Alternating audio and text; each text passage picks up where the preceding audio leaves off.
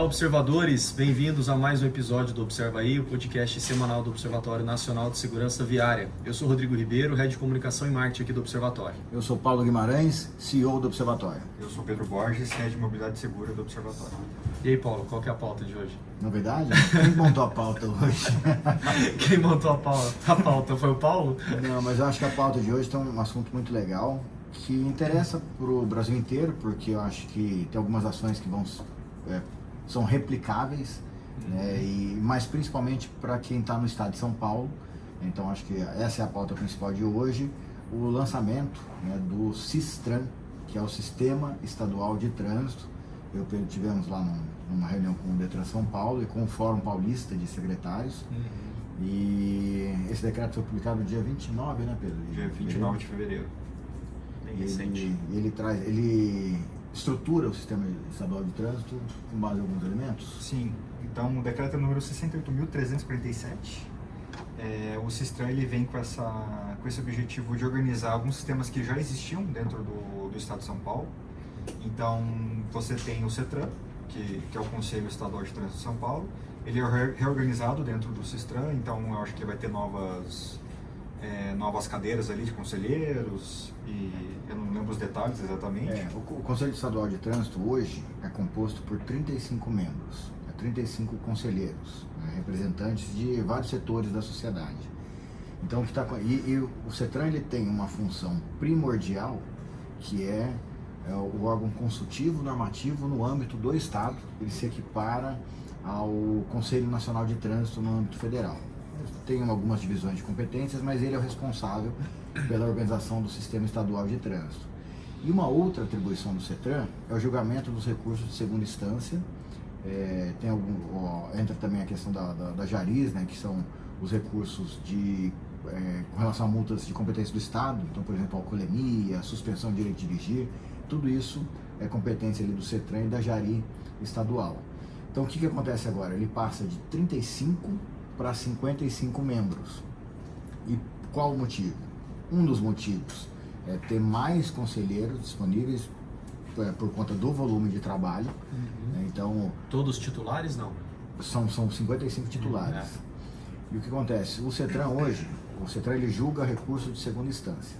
E ele tem uma fila enorme de processos. E aí, com essa quantidade de conselheiros, você leva, né, a partir do momento que um recurso chega no CETRAN, ele tem um prazo de 1 ano a 1 ano e meio para ser julgado. Então, um dos objetivos é, dentro da modernização dos sistemas de trânsito, acabar com o papel, os processos de papel. Então, o próximo passo agora é a migração para o processo digital, e com o aumento no número de conselheiros, reduz o prazo de análise de recursos. Então, esse é um objetivo, né, ter um julgamento de recursos mais célere, para não impactar em outros desdobramentos que acabam impactando, principalmente para o cidadão. Mas também resgatar a função primordial do CETRAN, que é, né, tendo essa divisão maior na carga de trabalho relacionada a recursos, você tem as equipes, e a gente pôde ver lá, né, o CETRAN não tinha funcionário antes, o CETRAN São Paulo, e agora já tem uma equipe estabelecida, para poder se dedicar a essa articulação com os municípios, com o foco principal na municipalização. Então esse é o conceito de mexer no Conselho Estadual de Trânsito por meio dessa estruturação do Sistran. Trazer essa independência para os municípios também. Isso. Tá. E bem lembrado, aumenta a representação dos municípios também lá. Com essa nova quantidade de membros. De conselheiros. Só de municípios são 5 vagas a mais para municípios, fora acho que já tinham 7 de municípios, se não me engano, mas são 5 vagas a mais, então também tem um diálogo mais próprio com os municípios. E com detalhe, pela primeira vez na história desse estado, foi colocado no PPA, que é o Planejamento Plurianual do governo, a meta de municipalização do trânsito nos municípios. Então, qual a importância disso? É porque você passa a ter uma meta governamental assumida pelo governo, e também abre a possibilidade de direcionamento de recurso financeiro, né, principalmente das multas que são arrecadadas pelo Estado, para poder financiar essa estruturação e essa melhoria dos projetos e das ações relacionadas à segurança no trânsito. E aí foi isso que vocês foram discutir, conversar lá no Detran, ou não tiveram parte disso, porque daí o Sistran tem outras partes que estão sendo mexidas também. Sim. Quais são elas? Outra parte que está reformulando são as juntas administrativas de recursos e infrações, que são as JAIs. Onde o observatório também tem representatividade. Sim. Isso. Na Jaris também, principalmente a questão da tramitação eletrônica dos documentos, e o estado de São Paulo é o primeiro estado que não vai mais aceitar as indicações de real condutor via papel. Tá? Então, também fez parte dos lançamentos aí, em conjunto com a questão do Sistran. O governo do estado de São Paulo lançou, foi ontem, até terça-feira.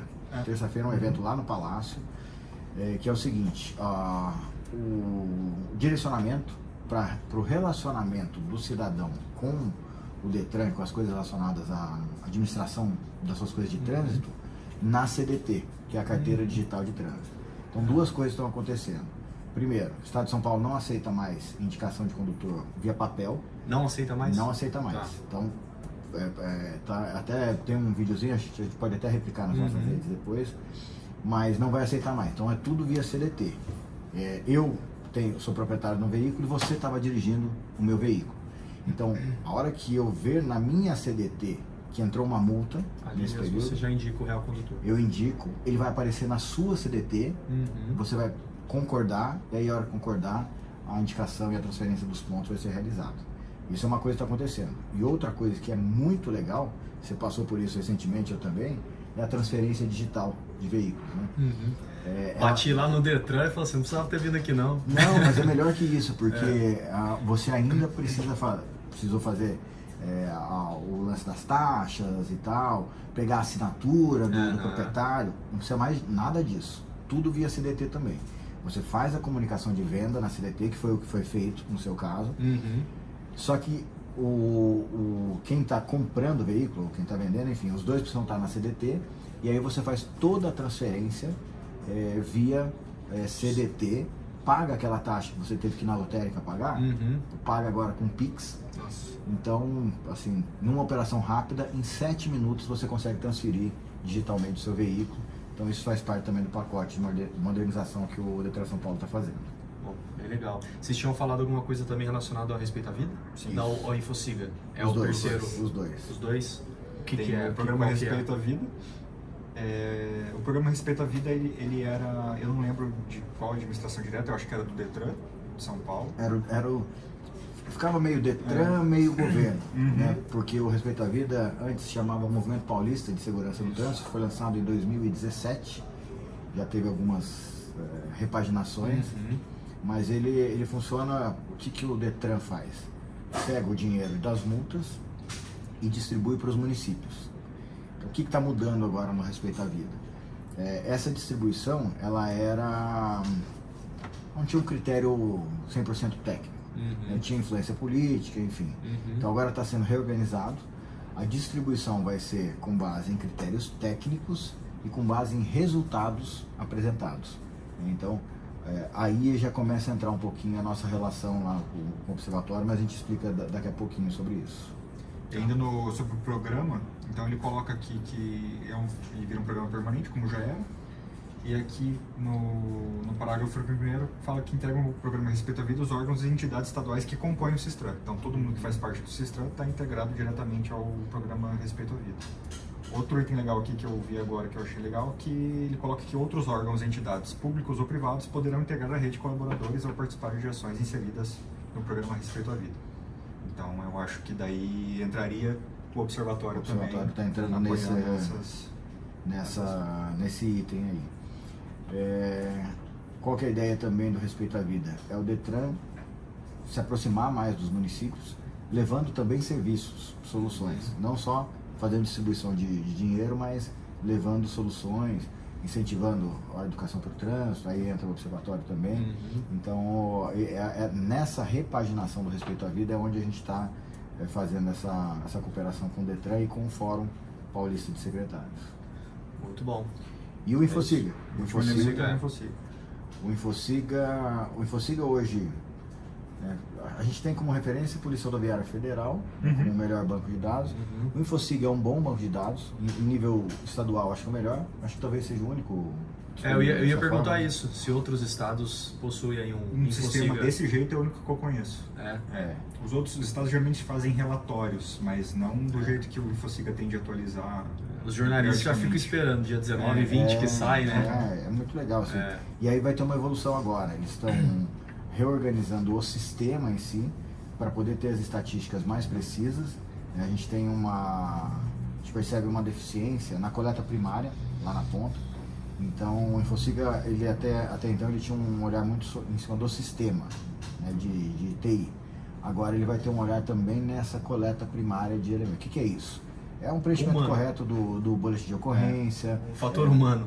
É você ter os dados todos georreferenciados. Porque se você olhar o Infosiga, pegar, por exemplo, um município e ficar cruzando as informações, dá uma certa divergência. Vou lembrar agora o percentual, porque às vezes o dado não é georreferenciado, então o cadastro do endereço... Tem um exemplo clássico lá que é o de endereço. Você pesquisa o endereço lá do sinistro e tem rua tal, número 9999. Então, o agente que preencheu não sabe o endereço, ou na hora esqueceu, depois preencheram qualquer número no endereço do sinistro. Esse talvez seja o maior diferencial aí dos dados da PRF para Infosiga. A PRF é mais completinho. A PRF eu acho que é mais A precisa. Né? precisão das coordenadas é bem maior na PRF. E tem um parágrafo interessante aqui no decreto, na parte do Infosiga, que eles colocaram que os dados serão disponibilizados no máximo até o 5º dia útil do mês seguinte ao de apuração. Então vai encurtar bem. Vai encurtar bem. Vai encurtar bem. Não, e é muito legal, né? O Pedro trabalhando no modelo preditivo. Eu não vou nem falar para todo mundo que já está pronto. Já tem número para mostrar. Mas a gente tem estatística atualizada, né? Então, quanto mais rápido a gente tiver a informação, lógico que com o grau necessário de precisão, mais rápida a tomada de decisão, economia, eficiência, enfim, tudo isso aí. Bom, importantes mudanças aí então, e atualizações. E aí, como é que a gente, né, como é que o observatório entra no Sistran? Então, num primeiro momento, a gente vai ajudar o Detran. O Detran e Cetran, né, meio que estão caminhando juntos também para essa iniciativa. Mas a gente vai junto com o Detran rodar um trabalho nosso aqui do Observatório, que é a ferramenta de autoavaliação da maturidade de segurança viária dos municípios. O que é isso? Tem uma série de questões, né, de indicadores que são preenchidos com base na realidade do município naquele momento. E aí você tem um gráfico aranha, né, Pedro? Que é o nível de maturidade em cada um dos eixos desse processo de autoavaliação. Então lá, fiscalização de trânsito, educação por trânsito, enfim, tem vários elementos aí que são avaliados.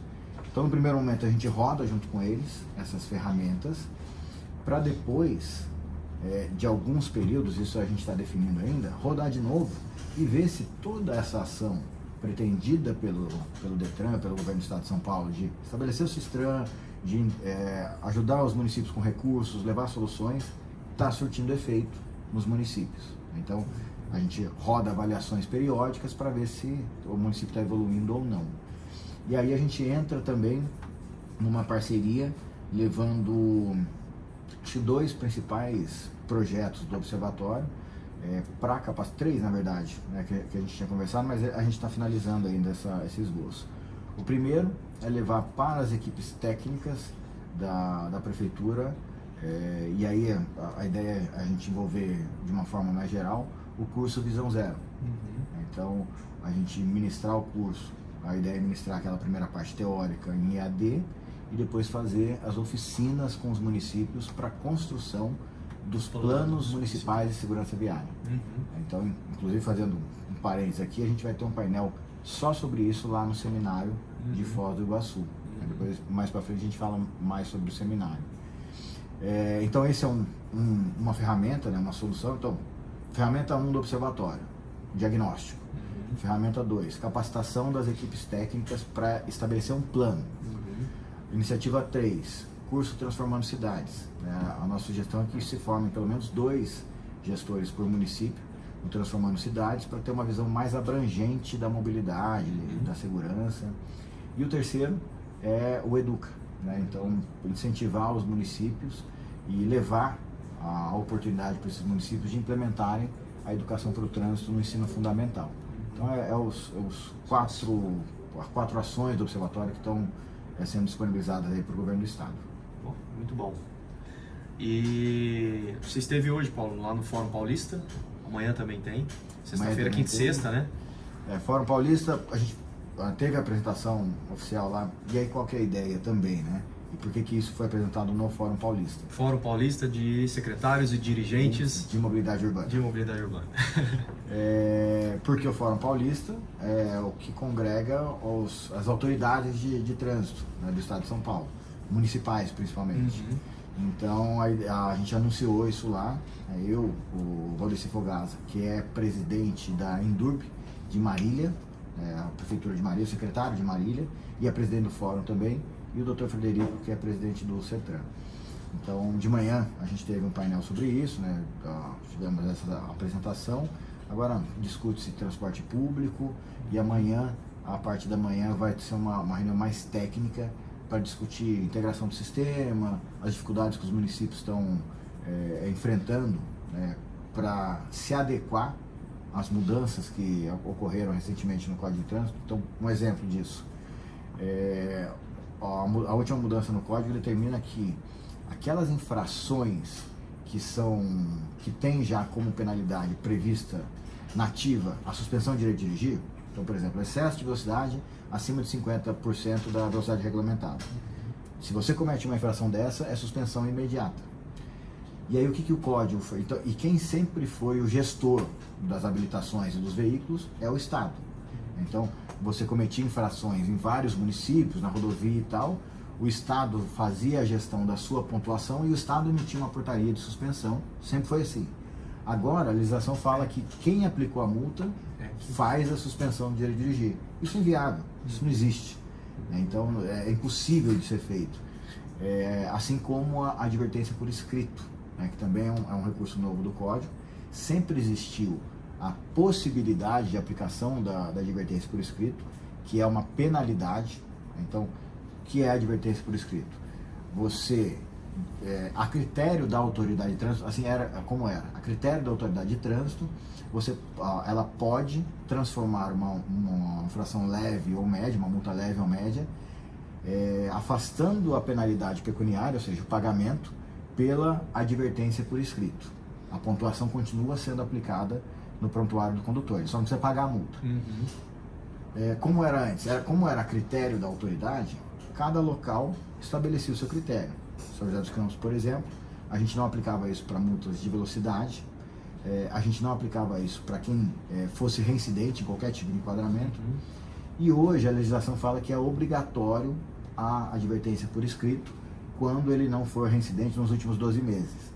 Só que, para você saber se ele é reincidente ou não, você tem que levar em consideração o prontuário, que o município não tem acesso. Então você vai tomar uma multa em Jacareí, uma em São José, uma em Caçapava, uma em Taubaté. E vai advertência por escrito em todos. Exato. Então também é um ponto inviável dessa mudança. Então essas discussões vão acontecer amanhã. Amanhã provavelmente tem um representante da Senatran lá no evento, está acontecendo aqui em Jacareí. Muito legal, muito legal. É interessante essa discussão aí. O Paulo já deu spoiler aí do nosso seminário. Estamos com inscrições abertas já. Quarto seminário de mobilidade urbana seguro e sustentável e também a abertura internacional do maio, né, Paulo? Isso aí. 6 e 7 de junho em Foz do Iguaçu. Inscrições abertas. Já temos várias confirmações. A partir da semana que vem a gente vai soltando uns spoilers aí de quem já confirmou, mas já temos aí confirmação de Espanha, de Portugal, Argentina, Paraguai, Chile, Bolívia.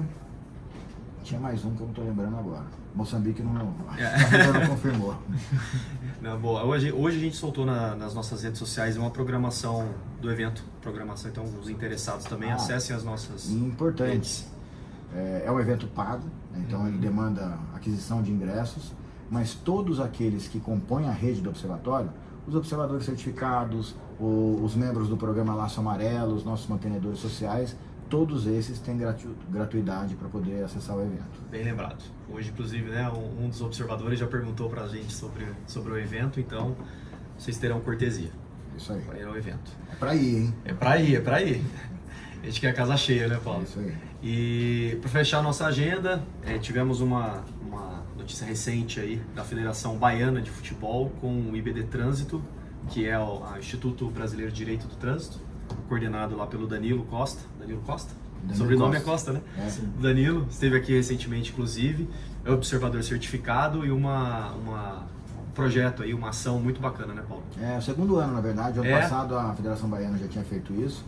Então agora no mata-mata, nas semifinais e finais, os times entram com um laço amarelo, com uma faixa alusiva já à campanha desse ano.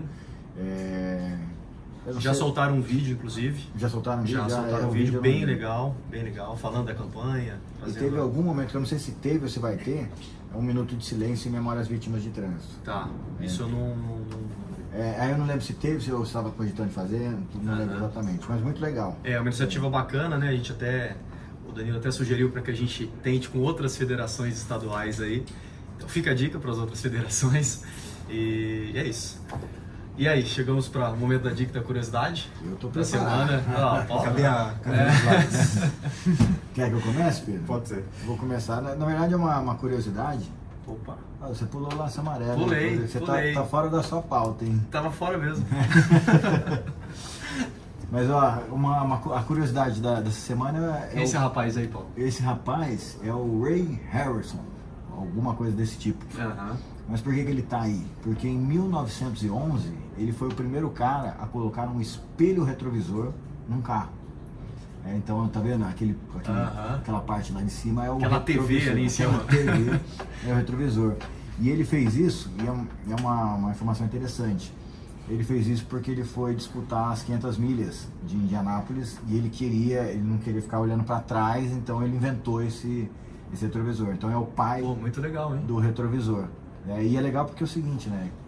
O automobilismo, temos aqui o Pedro, um fã de automobilismo, e é muito legal. Fórmula 1, enfim, essas corridas sempre geram inovações que depois são aplicadas nos veículos comuns, né? Então começou... O bisavô do Pedro. A bisavô do Pedro. 1911 deve bater, né? Deve ser, mais ou menos. Mas aí é legal, porque daí também tem a evolução do espelho retrovisor. Ele surgiu dessa forma. Depois, um pouquinho depois, um rapaz chamado Elmer Berger, ele acabou ficando com o título de inventor porque ele incorporou o acessório na carroceria do veículo. Então, isso aí você vê que está meio adaptado aí, ele já colocou isso dentro do... Isso aqui foi na gambiarra. No design, foi na gambiarra. Mas o mérito é dele. Tem algum outro slide aqui? Depois desse? Até tem, mas eu acho que nem precisa puxar, porque daí eu falo aqui rapidinho as evoluções do retrovisor. Então ele começou dessa forma, ele era sempre central, aí os veículos cabinados, os veículos fechados tinham ele no retrovisor. Depois ele começou a ser utilizado do lado esquerdo do veículo na parte externa. Lá no Japão, inclusive, eles colocavam no para-choque do veículo. E aí isso não colou muito bem na América, acabou ficando ali na porta ali. Então, se eu lembrar lá o Fuscão, o Fuscão da década de 60 e tal, os mais antigos tinham na ponta, né? Na ponta, depois voltou e só tinha do lado esquerdo. Aí mais recentemente ele foi incorporado do lado direito também dos veículos, e aí foi tendo algumas evoluções. Então depois chegou o retrovisor com ajuste elétrico. Então você não precisa mais colocar a mão para fora do carro para ajustar o retrovisor. Depois disso surgiu o retrovisor com rebatimento automático. Então, porque primeiro você mexia com o espelho, aí depois surgiu o recurso do retrovisor fechar quando o carro estaciona. Então uma outra evolução. O tilt down, que é a mesma coisa, mas quando é uma automação no retrovisor, quando você engata ré, o retrovisor abaixa um pouquinho para melhorar a sua visibilidade na manobra. Depois surgiram os retrovisores com memória. Então, alguns veículos têm a possibilidade de você ajustar retrovisor e banco para cada motorista. Deixar presetado ali. Isso, aí você memoriza a posição. Depois surgiram os repetidores de seta. Então, hoje, vários veículos têm a seta também no retrovisor. Muito legal. Até aquela discussão que a gente teve com o Dr. Sebastião um dia, da seta do HB20 está na parte Embaixo. de baixo, Uhum. mas ela também tem um reforço no retrovisor. Ah. Então eu fui atrás para dar uma olhada e eu percebi isso, né? Aham. Que não ficou tão ruim como a gente estava especulando aquele dia. O retrovisor com luz de conforto, aí é mais o retrovisor interno, a mulher usa para poder... Falo mulher porque eu só vejo mulher usando aquele espelho para se olhar, né? Uhum. O retrovisor fotocrômico ou eletrocrômico, que é aquele que quando você olha no retrovisor e tem alguém com farol alto atrás de você, ele te incomoda. Uhum. Esse tipo de retrovisor ele quebra esse incômodo da luz alta. Temos retrovisor anti-embaçamento, também é uma nova tecnologia. E agora os mais recentes, né, que são os retrovisores com câmera. Uhum. Então hoje você tem O VLP. o VLP, as câmeras de ré dos veículos, então é esse grau de evolução que a gente está. E tem os veículos elétricos, já tem alguns chegando sem o espelho mesmo. Aí com o retrovisor igualzinho do VLP, que só tem as câmeras. Câmeras internas. Câmeras, na verdade a câmera externa com visualização interna. Entendi. Então essa é a história Essa do curiosidade. retrovisor. Pô, um slide só, Paulo. Então eu tinha os outros modelos de retrovisor, mas tem muita gente que está escutando no rádio, agora não vai ver. Boa. E aí, Pedrão? Dica da semana. Dica da semana tem a ver com um assunto que estava bombando hoje no grupo lá dos observadores. E foi um assunto que eu tive até experiência direta com as gravações da campanha do Mar Amarelo desse ano. Então, lá durante a gravação surgiu uma dúvida se a criança atora ela precisava usar o assento de elevação na parte de trás. E aí a lei disse que se ela tiver mais de 10 anos, pode ficar sem o assento.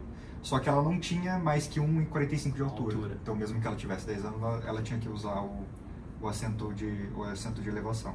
E aí eu acho que foi o Ronaro que comentou hoje no grupo dos observadores, um abraço pro Ronaro. Ele comentou que se você tiver dúvida se precisa usar ou não, o melhor lugar para você ver isso é o manual do equipamento. Que lá fala qual que é a idade recomendada, a altura da criança que é recomendado usar ou não, o peso. Tem até mais detalhes do que as próprias resoluções do CONTRAN. Então fica a dica aí, qualquer dúvida que o pai ou a mãe tiver em relação aos equipamentos, sempre dá uma olhada no manual. Eu, quando ia usar algum equipamento, tinha alguma dúvida, meu pai perguntava pra mim assim, seria o manual? Então, não li. Não leu o manual. Não li. Mas boa dica. É isso. Algo mais, Paulo? Não, acho que é isso, né? Encerrando a semana.